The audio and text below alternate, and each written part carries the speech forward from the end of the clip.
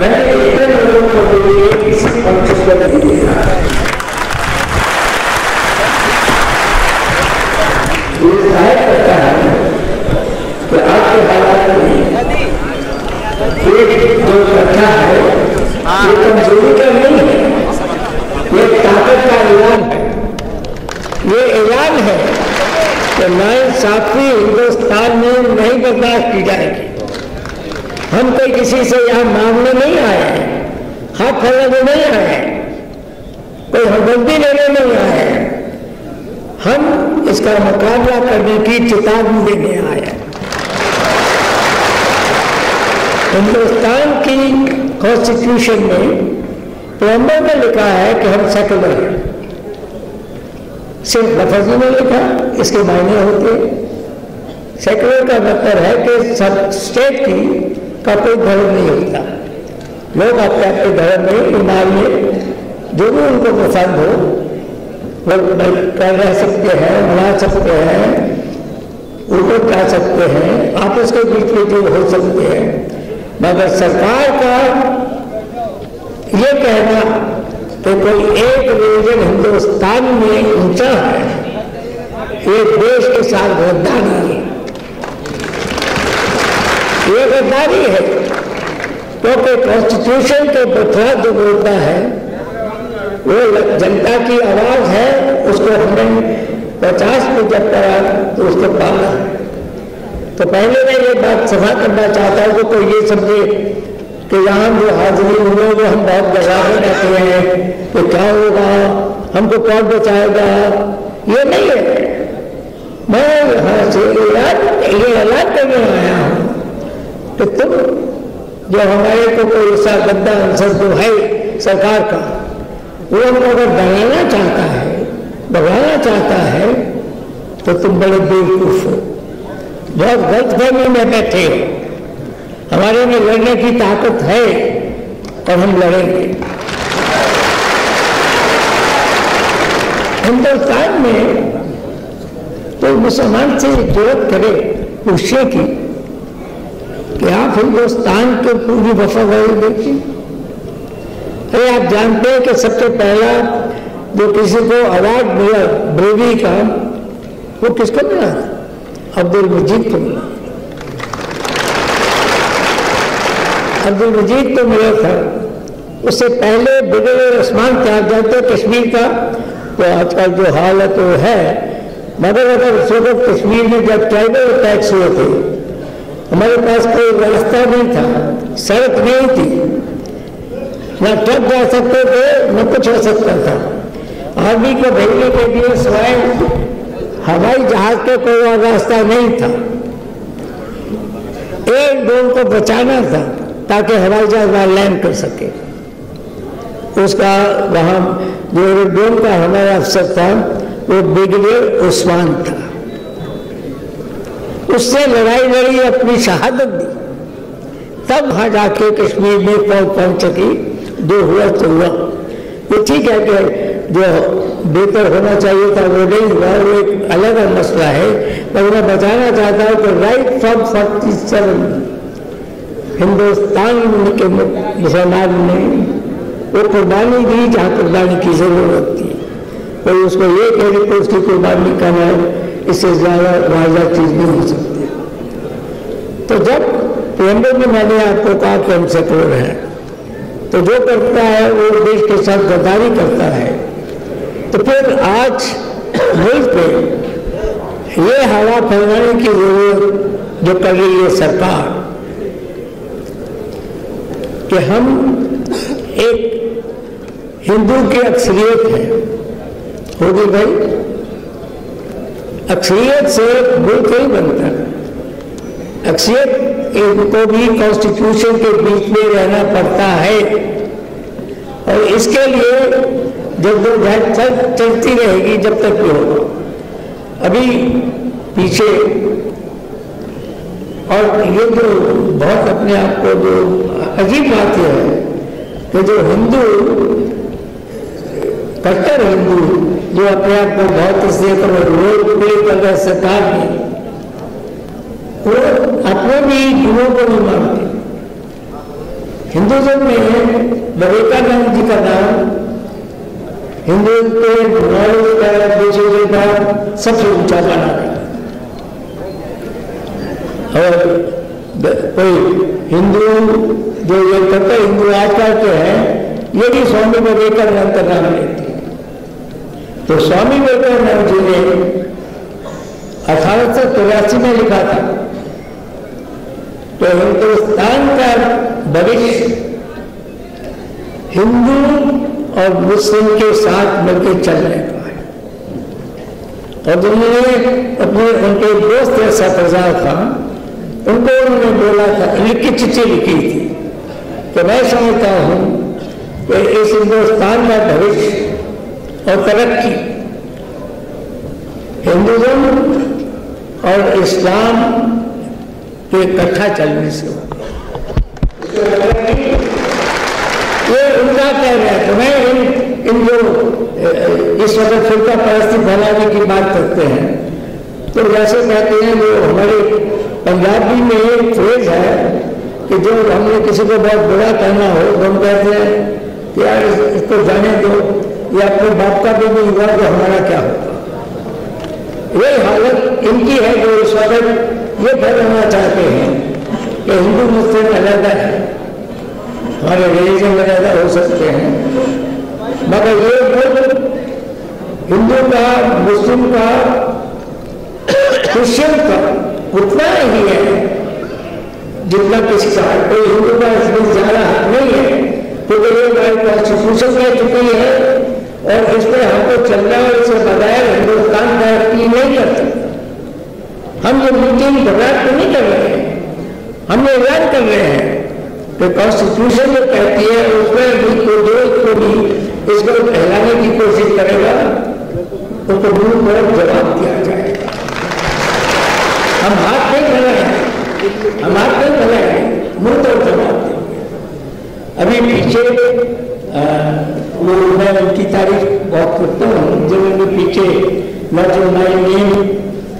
जब बुरा था कॉल करना हुआ उनकी तारीफ करता हूँ। और मैंने अपने एक आर्टिकल में लिखा था कि ये कहना काफी नहीं कि ये मैं उसमें नहीं था। हिंदू को शर्म आनी चाहिए। मैं नहीं भी था, मगर मैं इस बता रहे हिंदू शर्मिंदा होना चाहिए इस मुल्क में राय के नाम पर एक बहाना लगा के आप किसी पर मर्डर कर सकते हैं, सहूलियत कर सकते हैं। और असलियत ये है, आप जानते हैं कि हिंदुस्तान में बुल्लक का बीफ का 5 बिलियन का ट्रेड है, उसमें से 2/3 जो है उससे ज्यादा हिंदुओं के पास वो इसमें से कमाते हैं। और आपको अगर याद हो कि वो एक MP है या MLA है यूपी के जिन्होंने सबसे पहले ये करा, तो अखबार में लिखा कि उनके पास जो जमीन है वहां से तो उन्होंने कहा मैंने तो उसकी भी जमीन दे दी, मुझे क्या पता क्या लगाने वाले हैं। पर वो भूल गए कि वो क्योंकि कंपनी थी तो कंपनी में ऑर्डर दिया जाता है कि ये जमीन है किसे बेची जा रही है, तो उसने लिखा था कि ये स्लॉटर हाउस के लिए बेची जा रही है। उन्होंने MP है, MLA है यूपी का। इस किस्म का झूठ आज हिंदुस्तान में फैलाया जा रहा है। तो मैं आपसे सामने एक ऐलान करने आया हूं। मेरा ताल्लुक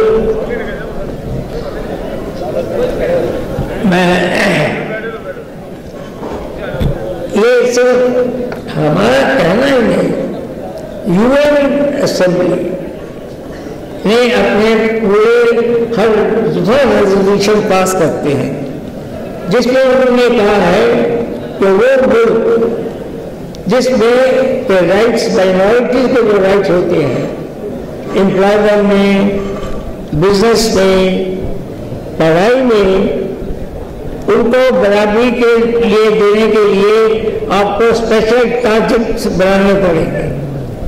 जब कोई रीजनल फजूल की बात करता है तो वो नहीं समझता कि अगर हमने यूएन का मेंबर रहना है तो यूएन का ये कहना है कि जहाँ भी एक एथलीट होती है उसके एजुकेशन के लिए वगैरह के लिए आपको आगे बढ़ना है, बजाय उसके करने के हिंदुस्तान की तो हिस्ट्री में दी जा रही है। मैं अभी पढ़ रहा था कि सोया है, हमने हिस्ट्री में पढ़ा, हम 2 साल इमरजेंसी में हम हाईकोर्ट में राजस्थान ट्रांसफर कर दिया था तो हम वहाँ गए। हमने वहाँ कभी ये सुना था जरूर और शुरू से सुनते तो भाई महाराणा प्रताप बहुत अच्छे लड़ाकू थे, बड़ी अच्छी लड़ाई लड़ी, पर कभी ये नहीं किसी ने कहने की जरूरत की थी या वायदा करने की जरूरत की थी कि महाराणा प्रताप ने अकबर को हरा दिया था।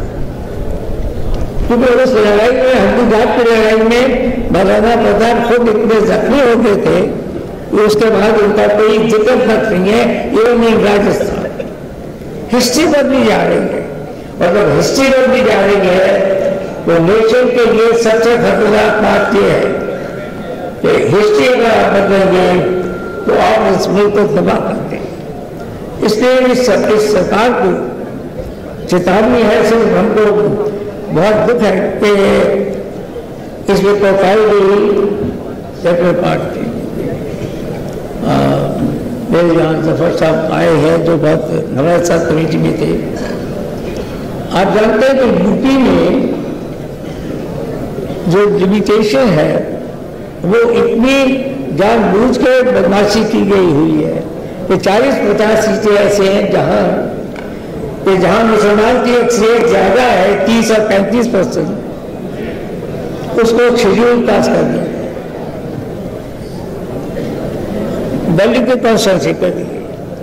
और जहाँ 30, 35, 40 है उसको ऊपर रख दिया गया। तो दलित और उसके लिए दोनों के लिए न वो अपना नुमाइंदा बेच सकते हैं न वो अपना नुमाइंदा बेच सकते हैं। हमने कहा था, अभी भी हम आपसे मांग करते हैं कि भी 19 का है, खास करके मैं अपने दोस्त MP साहब से कहूँगा कि क्या आप मांग डिलिमिटेशन कमीशन की नहीं कर सकते क्या? आई नो कि कॉन्स्टिट्यूशन में लिखा है कि नेक्स्ट डिलिमिटेशन कमीशन 2017 तक होना चाहिए, और पहला करने में मैं समझता हूँ कि कोई दिक्कत नहीं है और सारे हिंदुस्तान में नहीं हो तो कम से कम यूपी में और दूसरी जगह तो जरूर होना चाहिए। इसकी मांग आप जरूर कीजिए, क्योंकि इसके बगैर इवन चुनाव में नाइंसाफी है, ये चुनाव में नाइंसाफी है। मेरा ताल्लुक अब बाहर आने से थोड़ा बहुत सोशलिस्ट पार्टी के साथ है, तो मैं आपको समझता हूँ उसकी तरफ से यकीन दिलाना चाहता हूँ। उसको मान की जरूरत है। इस लड़ाई में जो सेकुलर की लड़ाई है, अमीर गरीब की लड़ाई है, जस्टिस और इनजस्टिस की लड़ाई है, इसमें जहाँ तक हो पब्लिक में एजुकेशन के लिए आगे बढ़ने के लिए सब तैयार होने चाहिए। तो इस आज की मजलिस से ये मामला जाना चाहिए। ऐसे जैसे यहाँ पढ़ता पड़ा था हमने, जब स्पेन में वहाँ हुई थी तो एक पढ़ता था, उन्होंने कहा था कि लोग कैसे कि तुम आगे नहीं बढ़ सकते, हमको यहाँ से एक आवाज़ फैलानी चाहिए मोदी सरकार को। खबरदार अगर तुमने अपना ये रुतबा और अपनी ये सोच को आगे बढ़ाने की कोशिश की तो यहाँ हिमालय की तरह स्ट्रॉन्ग टक्कर होने की जरूरत है, और जो हिमालय के साथ टकराता है वो टूट जाता है। हिमालय नहीं टूटता है, हिमालय के साथ जो टक्कर लेने की जरूरत पड़ता है वो टूट जाता है। और मैं समझता हूँ इस सत्य से आज हम ऐलान करते हैं कि हिमालय जैसी टक्कर और रोड ये बढ़नी है, इसको हम आज खुले आम आह्वान करते आए हैं कि अपने कदम को अभी रोक लो, अभी अपने काम को रोक लो। गरीबी बढ़ रही है, बेचारी बढ़ रही है, अगर लोगों में अखबारों को पढ़ो तो ऐसा लगता है कि जैसे पता नहीं तो बहुत चीज इस हिंदुस्तान की समाज आ गई है। आज हिंदुस्तान में गरीबी का तबका बढ़ रहा है, मान गए कोई प्रोडक्शन कम हो रही है, जो गरीबी का मुद्दा है वो बढ़ रहा है। तो फिर वो सरकार को इसको समझे सरकार, हम जब छोटे होते थे तो एक नया होता था, जो सरकार निकम्मी है उस सरकार को जाना है। बहुत बढ़िया, मैं समझ आपको ये बनाना चाहिए जो अरे हम फौजी में काम करते थे तो हमारा नाम होता था इस जोर जुल्म की टक्कर में, इस जोर जुल्म की टक्कर में हम एक है, हम इसका मुकाबला करेंगे, इसको गिरा। और फिर आखिर मैंने आपको ताकत के लिए इलामा इकबाल की जो उन्होंने खुदा से शिकवा किया उसके अल्फाज सुनाना चाहता हूँ। उन्होंने कहा खुद ही को कर बुलंद उठना, खुद ही को कर बुलंद उठना कि है तकदीर से पहले खुदा बंदे से पूछे कि बता के लिए। आज हम ये ऐलान करते हैं कि इस देश का हिंदू मुस्लिम सिख ईसाई ये मुल्क मुसलमान का उतना है जितना हिंदू का है। और आप याद रखिए सईद अहमद साहब की जो कमाल का जो एग्जाम्पल दिया था और जिसको गांधी जी ने 1921 में रिलीज करा, 1940 में करा। सईद साहब ने कहा था कि हिंदू और मुस्लिम हिंदुस्तान की दो आंखें हैं, दो भाई जब अगर एक आंख में दर्द होती है तो दोनों अंधे हो जाते। गांधी जी ने इसको 1921 1947 में दो आंखें हैं हिंदू और मुस्लिम की। आप मुस्लिम को करिएगा तो दोनों आंखें जाएंगी, एक को करिएगा दोनों आंखें जाएंगी, कोई कहना नहीं जा सकता, अंधे दोनों हो जाएंगे। और ताकत हमारे में इतनी है तो हम खुदा ने नहीं पूछा, फिर खुदा इकबाल साहब को परे थे लोगों से तो उन्होंने शिकवा खुदा जब खुदा लिखा था, मगर उनकी ये ताकत जरूरी है। और मौलाना आजाद साहब का हम यहाँ आए इस हिंदुस्तान में इस्लाम का और क्रिश्चियन का उतना ही हक है जितना कि हिंदू का है। ये टैक्स ना भरने इसलिए उसमें जो हटेगा वो हिंदुस्तान के साथ गद्दारी करेगा और गद्दारी को माफ नहीं किया जा सकता। इसलिए आपका ये जो कट है आज मैं समझता हूँ कि एक खुलेआम ऐलान है जिसको कहते हैं कि कोई छुपे नहीं, खुलेआम ऐलान है कि मोदी सरकार संभलो, अभी भी आपको वादी दी जा रही है, अपना कदम पीछे करो, वादी का जुल्म दो, नहीं तो तुम कहाँ उठते जाओगे इसका कोई भरोसा नहीं।